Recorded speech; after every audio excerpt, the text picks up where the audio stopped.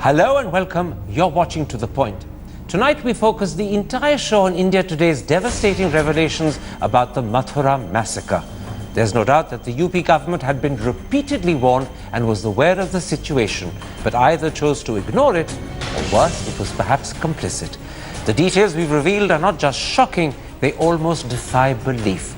They paint a picture of a government that's not just irresponsible, but has deliberately allowed constitutional governance to break down. So the second question we ask tonight is, does the Akhilesh Yadav government deserve to be dismissed? And if the answer is yes, why has Mr. Modi not acted? My guests are Samajwadi Party spokesperson Rajiv Rai, BJP spokesperson Shazia Ilmi, the President of the Supreme Court Bar Association Dushyant Dave, the well-known Lucknow-based journalist Sharad Pradhan, and a former DGP of UP, Vikram Singh. But first, a recap of the shattering revelations this channel broke just 2 hours ago.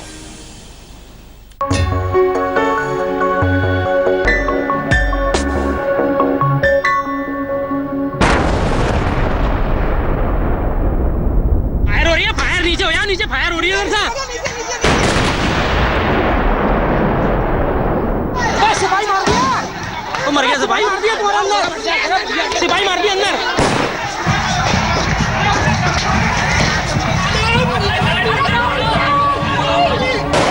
This was battlefield Mathura, where 29 people died violent deaths this month. There were gunshots, grenades, even cooking gas explosions. As this 268-acre piece of land was engulfed in furious mob-driven flames.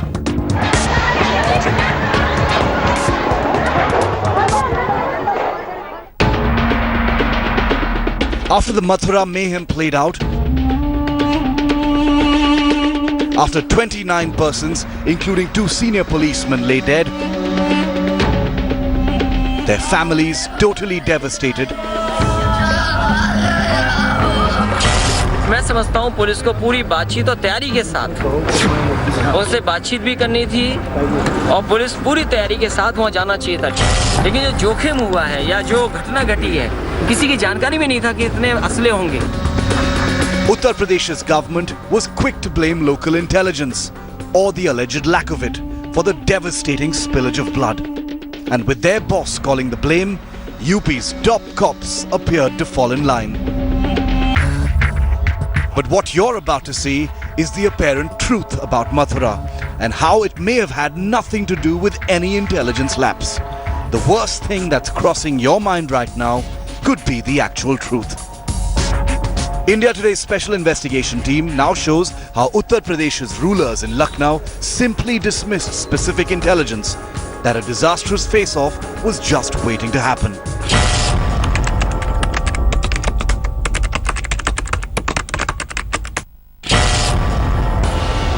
First meet the chief of Mathura's local intelligence unit, Inspector Munilal Gaur.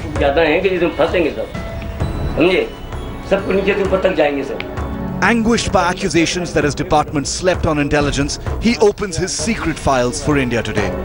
Files that shockingly show the state's top brass was alerted over and over again to the dangers posed by Mathura's deadly cult gang. ऐसा भी समझ में आया कि ये लोग अपने साथ अवैध असला भी रखे हुए हैं, जिनका समय आने पर प्रयोग भी करने से नहीं चूकेंगे. वर्तमान में जवाब बाग में रह रहे सत्याग्रही. The administration was given ample intelligence, he tells our undercover reporter. The Akhilesh government knew precisely what was happening. Inspector Gaur divulges that he sent his inputs not once, not twice, but as many as 80 times to the UP government. हमारी तो लिखा पढ़ी में है, हर क्यों भी का हमने कहा 80 प्रत्यावेदन भेजे, ड्यू लेटर होते हैं ना जो यो नोट्स, 80 भेजे हैं, 80 करीब 250-300 पन्ने की है रिपोर्ट हमारी. अलग अलग गेटों में के महीने में 4 भेजे, कभी 5 भेजे. जब जैसी घटना परिस्थितियां आई वैसे मैंने लिखता भेजता रहा, जमान में आशंका व्यक्त करता रहा, लेकिन किसी ने उसकी तरफ ध्यान नहीं दिया.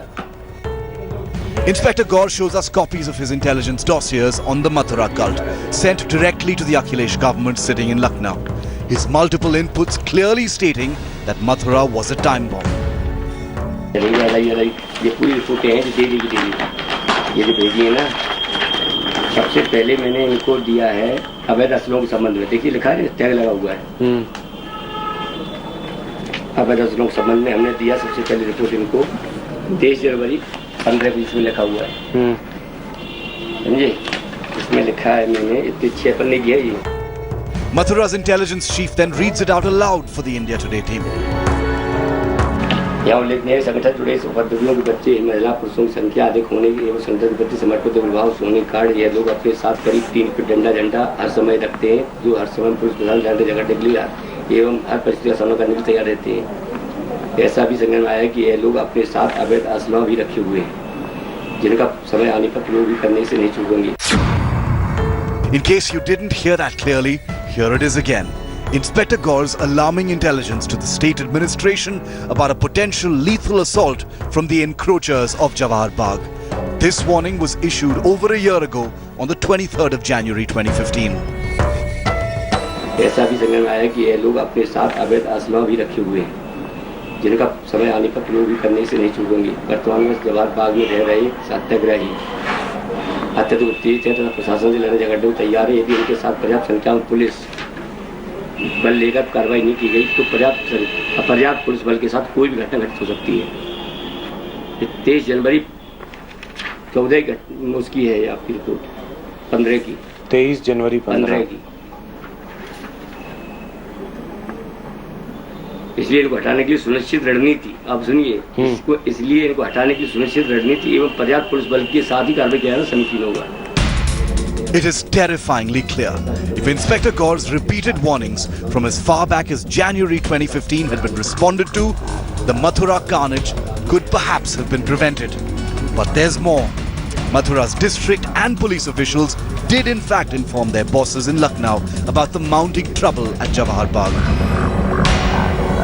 Inspector Gaur then pulls out a report he says was sent by the local district magistrate and the senior superintendent of police to the state's home secretary in Lucknow. This document contained Gaur's intelligence inputs on the Mathura cult and the land they encroached upon. Shockingly, it wasn't just one scrap of paper that contained the Mathura warning. Inspector Gaur pulls out document after document, paper after paper, predicting the disaster. ये देखिए, ये DM ने SSP ने भेजी है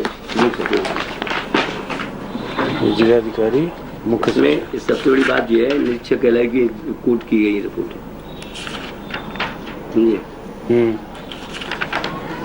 तो इसमें तो आपने तारीख वाइज आपका सब मेंशन है। यही सब भेजी डीएम से ही मांगो, डीएम देंगे आपको। 15 रिपोर्टें ऐसी भेजी उन्होंने शासन को, जिसमें हमारी सब रिपोर्टों को संशोधन किया गया। डीएम ने शासन को भेजा था, सब भेजी, डेली भेजी उन्होंने। आपकी रिपोर्ट लगा के, हमारी रिपोर्ट लगा की 6/9 की है रिपोर्ट है।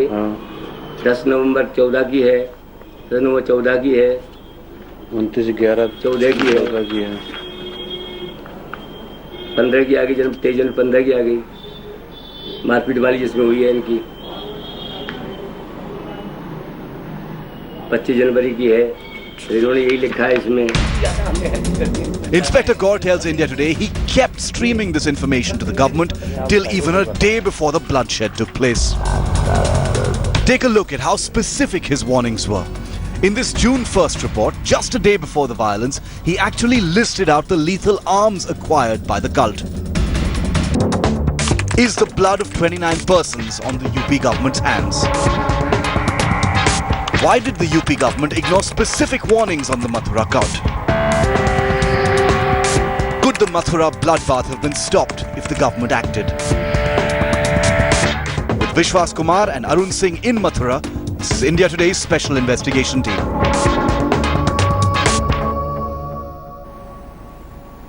Rajiv Rai, at the very least, what the India Today special investigation has proven beyond doubt is that your party, the Samajwadi Party's government in Uttar Pradesh, is guilty of gross and actually unforgivable negligence. Inspector Munilal Gaur says 80 reports were sent, sometimes 5 in a month. Some of those reports gave details explicitly of the illegal weapons present in Jawahar Bagh. In fact, one of those reports was sent on the 1st of June, literally the day before the bloodbath happened on the 2nd. And each and every one of those reports was ignored. Can you deny this is gross, unforgivable negligence? See, our Chief Minister, Honorable Chief Minister has very rightly in the beginning only accepted. There has been some lapse at some part, somewhere. We accept that. To that extent, we are totally in agreement with you. But to can find I out where exactly the lapse has taken place, can I interrupt? Where the lapse has taken place, we'll come to later. Allow me. Can I first ask you this? The word lapse is a euphemism. This is negligence, and I want you to use the word negligence, not a euphemism. Can you accept this is gross negligence? This is a negligence, but at what level this has to be found out only, and that will come out only after the judicial inquiry submits its report. Before the inquiry starts or before the report is submitted, passing the judgment on the judge itself, I think it's not fair on any one of us. But the main thing you've just accepted is you accept this is negligence. Please repeat that for me because it's important. You accept this is negligence. This is negligence at the local level. I mean, I know, Mr. Karan, allow me. I've seen in an earlier program also, you are quoting like around 80 reports have been sent. Have you got any paper where the higher-ups, the government level, anybody has asked local administration not to act upon those inputs? Forgive me, Mr. Rai. Forgive me, Mr. Rai. Those reports were sent from Mathura to the Home Ministry of the UP government in Lucknow. At the very least, the Home Ministry failed to respond. When the Home Ministry fails to respond, the Home Minister has to accept responsibility. That's undeniable. No, I did speak to the IGP, I did speak to the ADGP and found out they said whatever reports they came, they have already acted upon that and asked the local administration to act carefully to evict it. Now, where is exactly what is the truth behind the whole episode?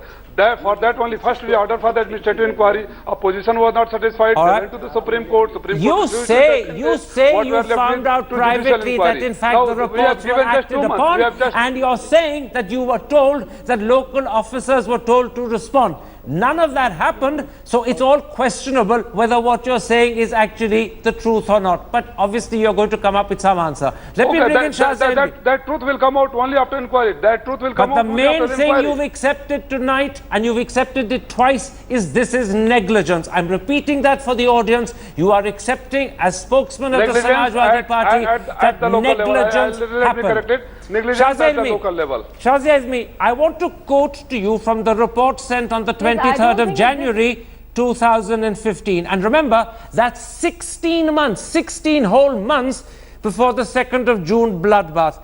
And this is what that report says. It is learned that they are armed with illegal weapons which they won't mind using when required.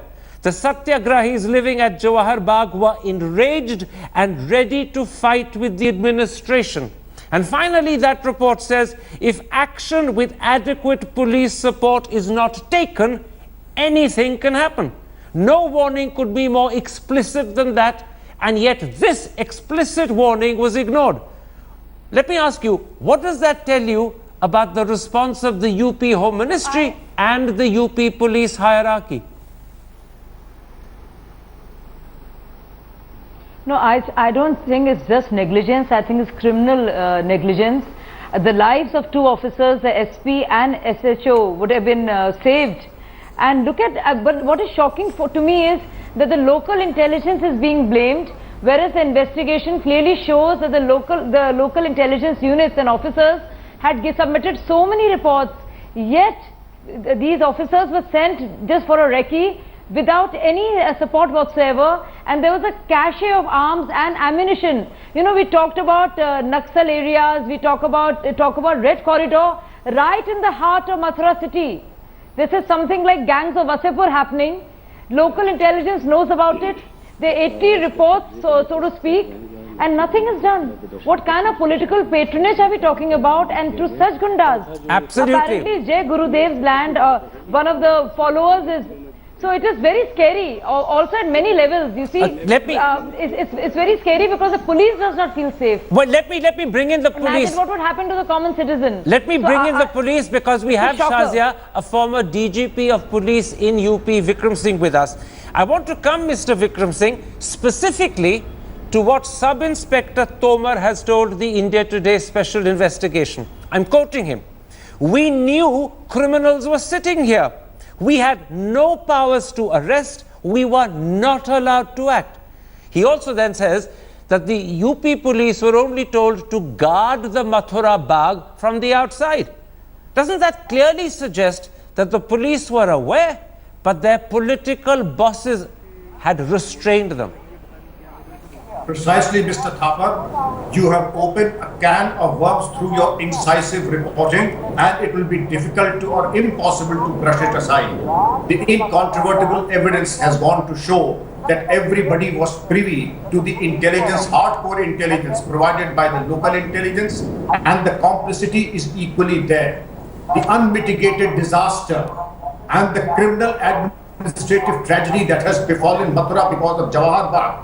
Now, everybody who's privy to the intelligence report have to explain their conduct as to why they did not react. If Mathura Mr. Vikram Singh, silent spectators, Mr. Vikram Singh, officers? Can I put to you the so-called argument or explanation given a moment ago by Rajiv Rai, the spokesperson of the Samajwadi government?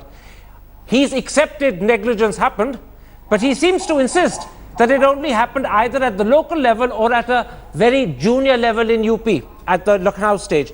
He says he's found out privately that when the reports were received, the people in Lucknow told the local people to handle it themselves, and therefore the negligence was either at Mathura or at a very low level in Lucknow.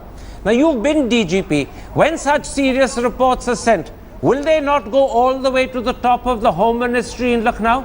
Would the Home Minister himself not have been made aware of them? Mr. Thapar, you have hit the nail on the head. The DGP cannot be a silent spectator to what is happening underneath his nose. He will not allow grass to grow underneath his feet. He will take a chopper, bring the Home Secretary, and see to it that those people who have usurped the land are thrown out. Takes the command himself. Nobody can be a silent spectator to these adverse and these intelligence reports. If Mathura is not acting, suspend the DM and the SP, take charge. So in fact, that means, Mr. Vikram Singh, that since negligence happened, that negligence happened right at the top, not at a low level. Am I right? It happened right at the top.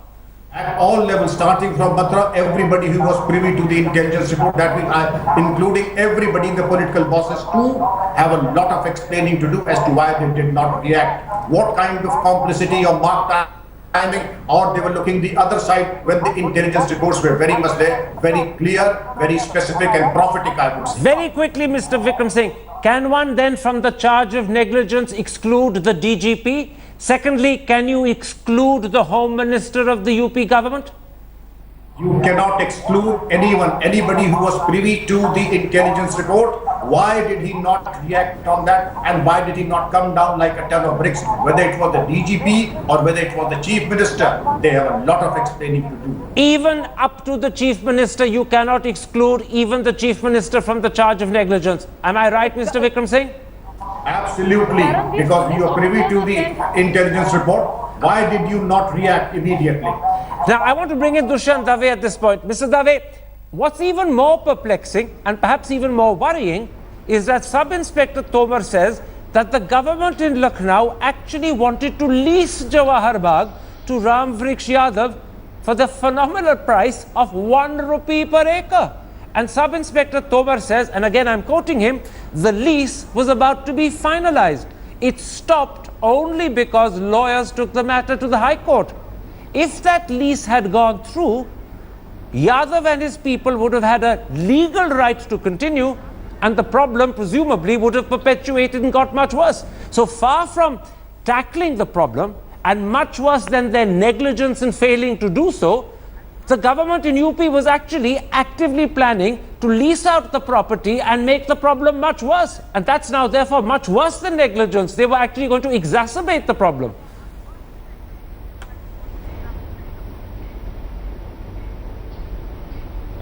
Well, Karan, let's understand one thing. I have heard all of your speakers and I agree with them in principle. But there is a far serious issue here, and which is that there is a complete erosion of constitutional governance in this country for last 30-40 years. So I don't think if one can really, there are large number of examples of the kind which have happened in Mathura. For example, I will tell you. Can I stop you? And which I know it as a matter of fact. Can I stop you? Mr. Dave, can I stop you? You're no doubt justified in placing what happened in Mathura in a wider context and suggesting that similar constitutional breakdowns have repeatedly happened in India. However, that doesn't exonerate Mathura. It simply suggests that the state of governance in India is deplorable. So let me come to the issue of constitutional breakdown in part 2. I want to take it up with you in particular in a big way. But for now, I want to put to you this specific question about the state government planning to lease the property to Ram Vriksha Yadav. That suggests to me that A, they didn't plan to tackle the problem. B, they're not just guilty of negligence, but if their plan to lease had gone through, they would have exacerbated the problem because it would then have perpetuated.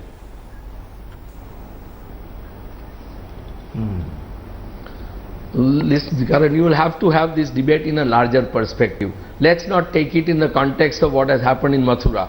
Land has been a bone of contention in this country for last 30 to 40 years. Everybody who is powerful, be it a politician, be it a bureaucrat, be it, somebody like this, whatever, Baba Gurudev or whatever, all these people have grabbed public properties on large scale across the country, be it Gujarat, be it Maharashtra, be it anywhere, be it Uttar Pradesh. These incidents are happening every day. They are coming up in courts every day. There is very little we can do about it. What we really need to focus today are you saying that there's very little the UP government could have done? Are you actually saying, by the line of argument you're taking, that there's very little the UP government could have done, and therefore the argument made by Mr. Vikram Singh, a former DGP, that this is negligence and for which you cannot even exonerate the Chief Minister, that argument is wrong? Absolutely wrong, because I don't think, you can blame, every policeman and every bureaucrat in this country has lost his soul. I don't know of any people who can stand up to the political mic today. Because the moment they try and stand up against the politicians in power, they are transferred out and they accept it lying low. You have seen what has happened to those police officers who stood in Gujarat. They have been marginalized so badly. They have been put behind bars. So this thing is now gone beyond repair, Karan. Okay. And I must give you the example that in Godhra, there were, just a sec, in Godhra, when the train was burned, for months there were intelligence reports that incident is likely to take place. No action was taken. Unfortunately, 46 innocent Karsevaks died. And no police officer, no district magistrate was proceeded against. Okay, can I stop you there? I've taken the point you're making. I simply want to point out to the audience that Akhilesh Yadav would not see it as a flattering comment that he should be compared to Narendra Modi's handling of Godhra or the failure of the Gujarat government to respond to intelligence which was available. Secondly, I don't think it's much consolation for the people of India to be told that they need to see Mathura in a wider perspective of a collapsing, failing Indian state, and that this is what they should expect, because that's like saying the whole country is falling apart. How can you expect Mathura to be any better or any different? Let me, in that context, bring in Mr. Vikram Singh. Mr. Vikram Singh, do you believe that in fact the argument presented just now by Mr. Dave is correct, that the whole state is vitiated and rotten and eaten by termites, and I mean by the state, not just UP, but the whole country, and therefore no one is to blame? Or do you believe that if the UP government had acted on the reports it was receiving, and remember those reports were being received from 2014 onwards, in other words for 2 whole years, that if it had acted on those reports, the bloodbath on the 2nd of June could have been avoided? Which of the two do you go with? Absolutely, Mr. Thapar. I do not agree with the note of pessimism and the sweeping generalizations of Mr. Dave.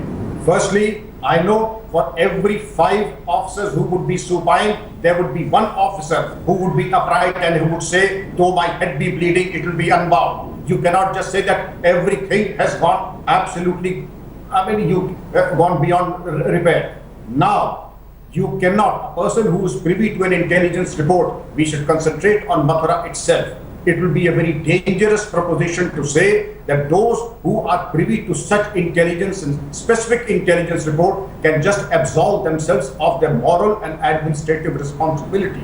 They have a responsibility, and at least from Lucknow itself, the DG and upwards, if at all, and I'm sure there will be a time when there will be a CBI monitored inquiry, everybody in power will have a lot of explaining to do. They just cannot wash their hands of the intelligence reports. Sharad Pradhan, I want to bring you in at this point. You're a very well-informed journalist. You sit in UP. You're aware, first of all, of the capacity of the UP government to respond. And secondly, you're probably aware whether it's actually, as Dushyant Dave says, vitiated by termite and incapable of response.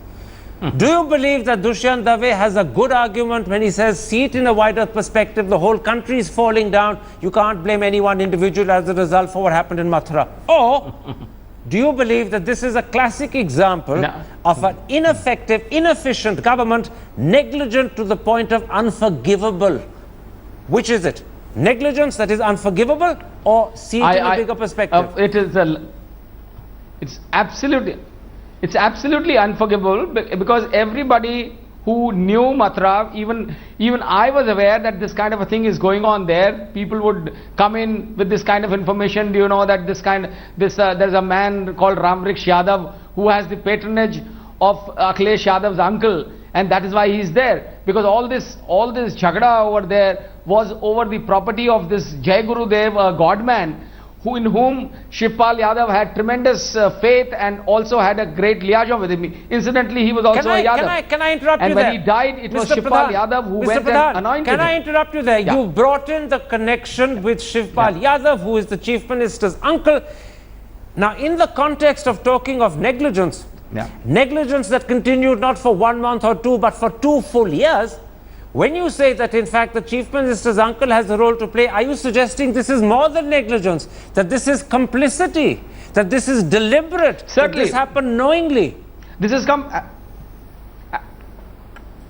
Absolutely, everybody knows about it. That's the common talk here. The local administration, as a matter of fact, I am told that Ramvriksha Yadav, the guy who is stated to have been killed in that, he was an appointee. He managed to appoint people.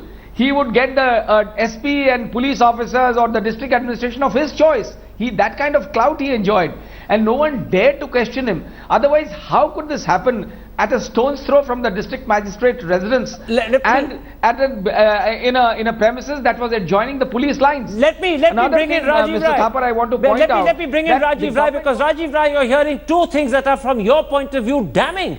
First of all, you heard Sharad Pradhan, who's a UP-based star journalist who knows your government perhaps as well as anyone else, saying that there was a clear complicity on the part of Shivpal Yadav, the Chief Minister's uncle, who in a sense was protecting Ramvriksha Yadav. And secondly, he says Ramvriksha Yadav was able to actually appoint people to local administration posts like the SP and DM in Mathura, which is a further level of complicity. So when you say that you accept negligence, I'm now saying to you that this negligence, A, goes all the way to the very top, and B, it's now becoming complicity, which is much worse.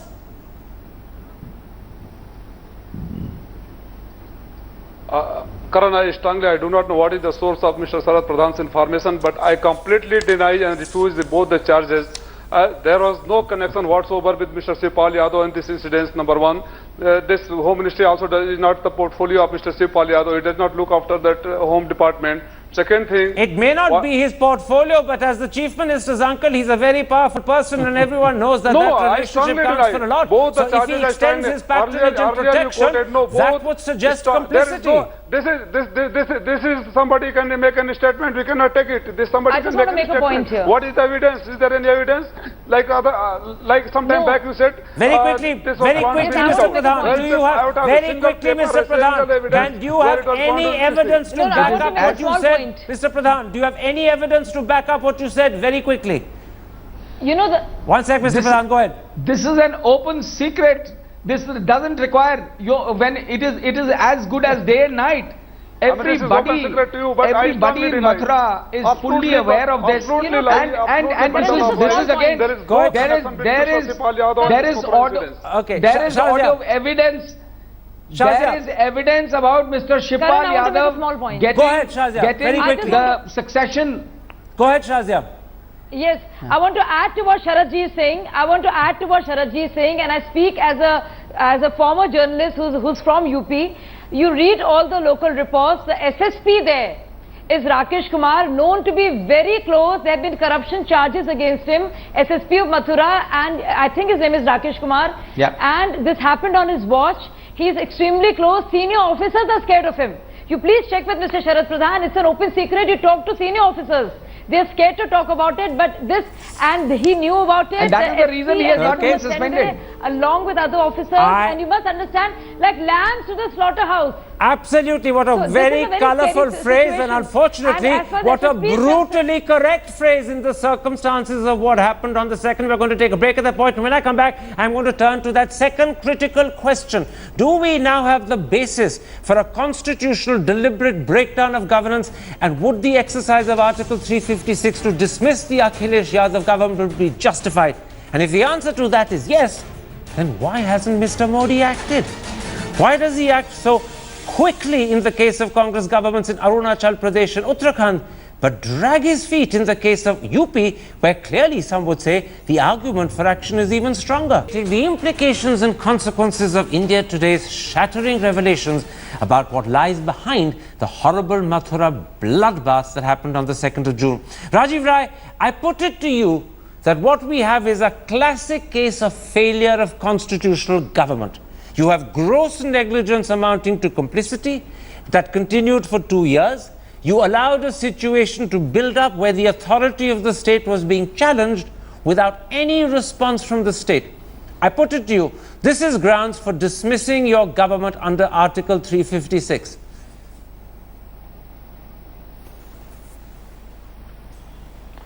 Mr. Karan, it is very strange, a senior journalist like you are asking for 356.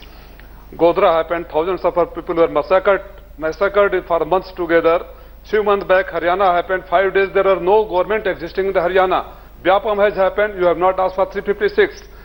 That's very sad and unfortunate incidents has happened there in Mathura. I accept that in Godhra and in Gujarat in 2002 and even in Haryana earlier on, there were good grounds for dismissing the government.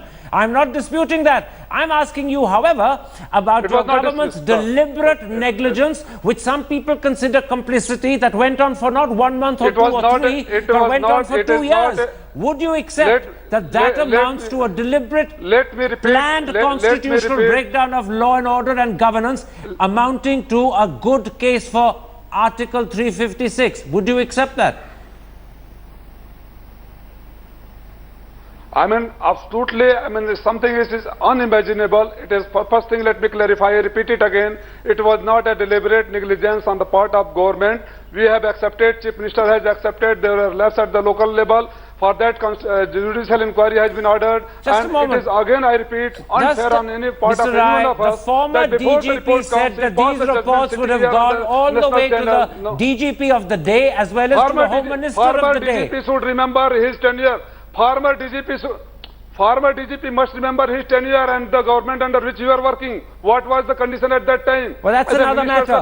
Don't deflect me. That's a different issue.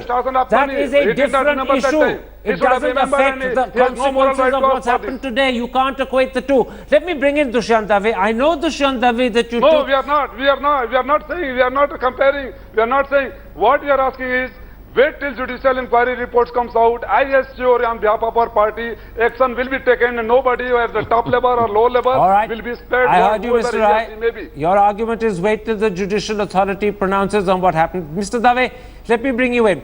I know that you believe that this is a situation that should be seen in a wider perspective. I know you've argued that this sort of thing has happened repeatedly in India, that the truth is that the Indian state per se is collapsing, therefore you can't point specific fingers to the people in UP.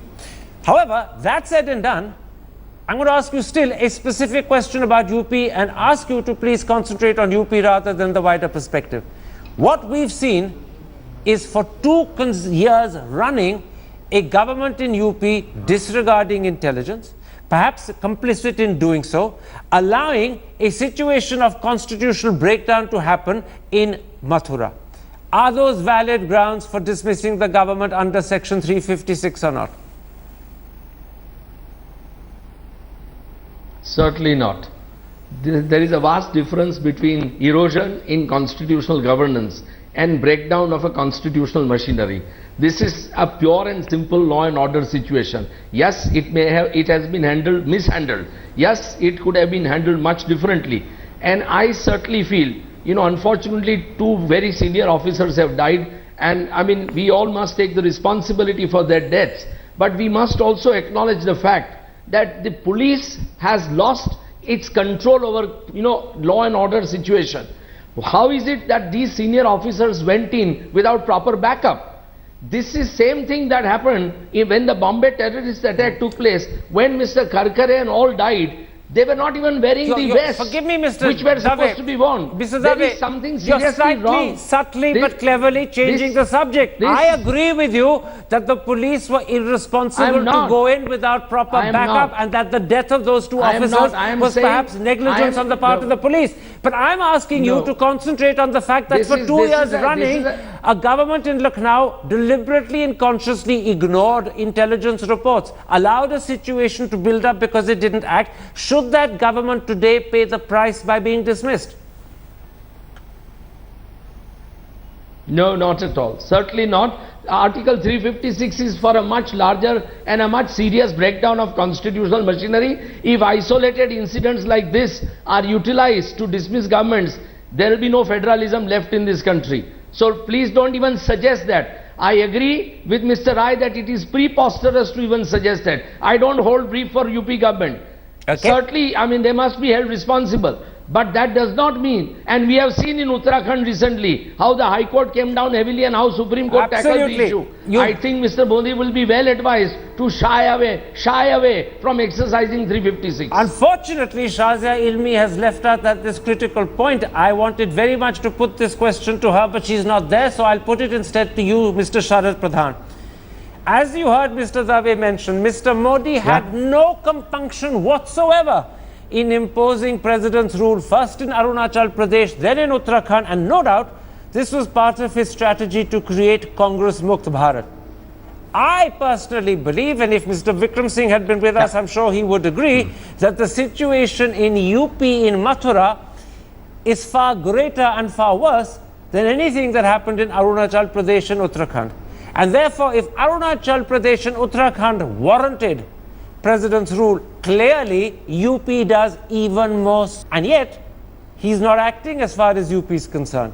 Do you think that this is because he wants to corner Congress and he's happy to misuse Article 356 against Congress, but in the case of the Samajwadi Party government, he needs their support in the Rajya Sabha to pass GST, and suddenly political expediency becomes more important than the principle of applying 356?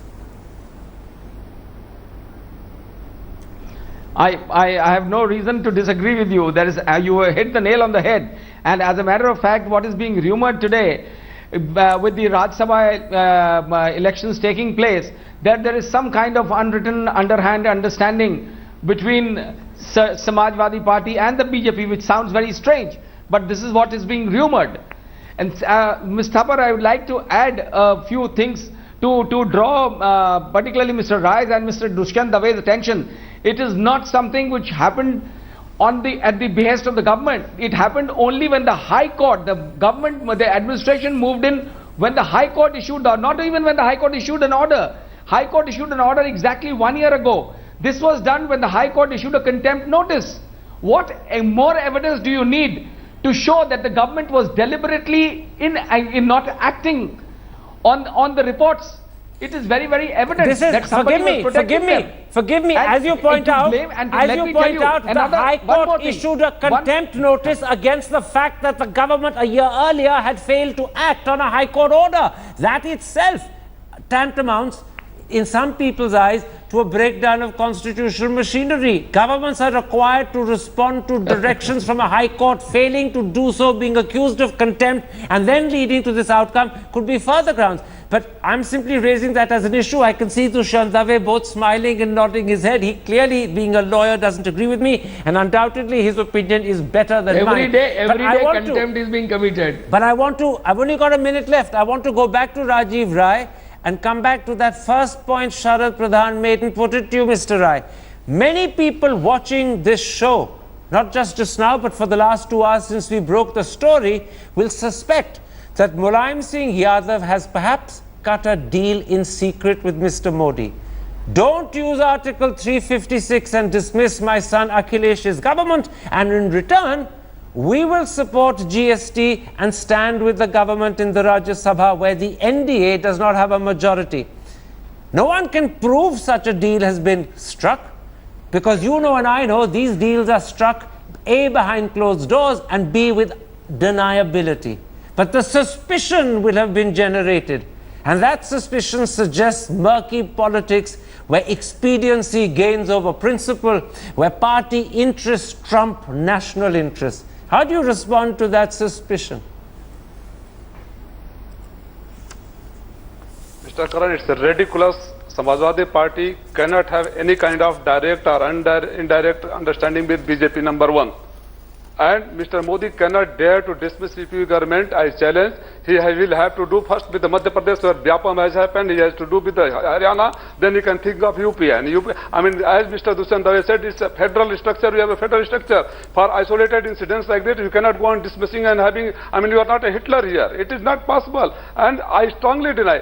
Mr. Sharad Pradhan also, whatever again his source of information, I deny we do not have any direct or indirect any kind of understanding, even for the Rajya Sabha election. We cannot have, we never had, and we will not have in future also. Mr. Rai, because it's only fair. We are opposed to the BJP, and Samajwadi Party is the only party. All right, Mr. Rai, it's only fair that you should have the uninterrupted last word, because there's a very real sense in which you, your party, your chief minister and your leader have been in the dock right through this show, although you have had, to my surprise, Dushyant Dave's unequivocal support. My thanks to all my guests for joining me. If you have been, thanks for watching. This is a show and this is a subject this channel will continue with tonight, so stick with us.